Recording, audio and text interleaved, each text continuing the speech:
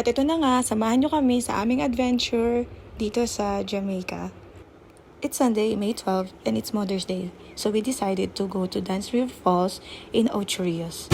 And also a celebration of Jong's birthday. Dance River is just like 5 minutes drive from home. For the Disney Princess muna ang atake natin today.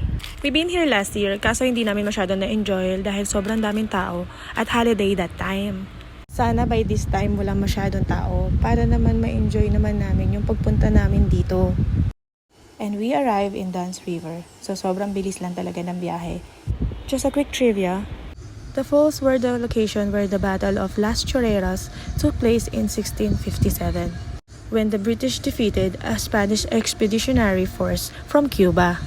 According to the local legend, climbing the falls brings eternal youth and beauty.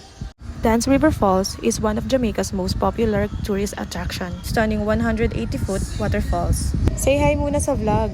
Bago makapasok sa falls, kailangan mo magbayad ng entry fee. Jamaican residents, 1,000 Jamaican dollar per adult and 500 Jamaican dollar per kids. For non-residents naman, $25 US.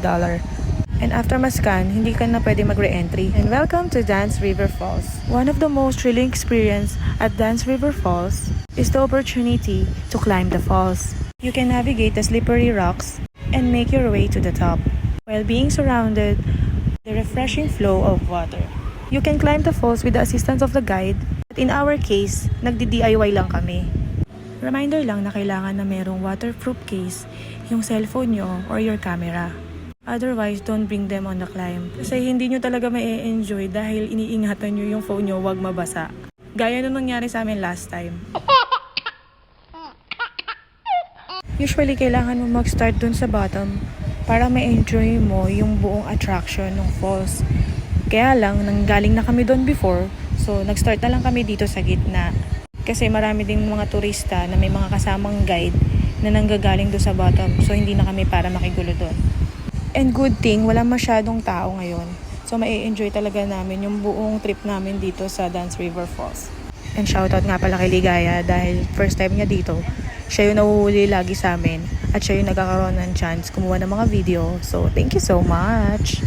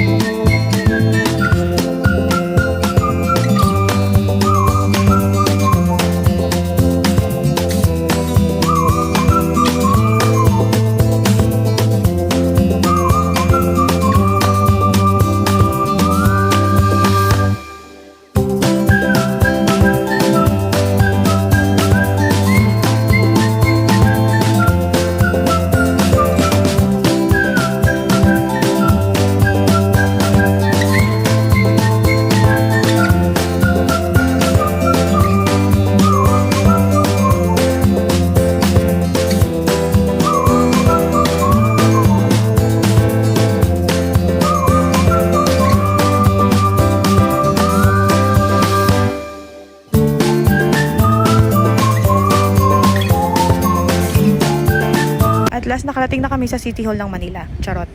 Ito yung way papunta sa May Beach.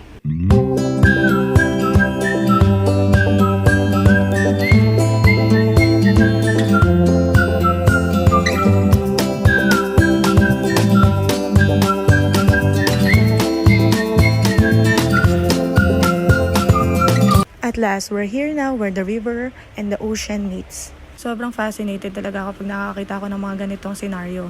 And dito yung sinasabi kong bottom na pag-i-startan mo ng trail paakit ng falls. We decided to go home na lang at wag na mag-swimming sa beach kasi sobrang daming tao. Until next time, Dance River, I'm sure you will come back. Pabalik na kami ng parking area dahil napag-desisyonan namin na mag-swimming na lang doon sa pool malapit sa bahay. So ayun lang, maraming salamat sa pagsama sa aming adventure. Bye!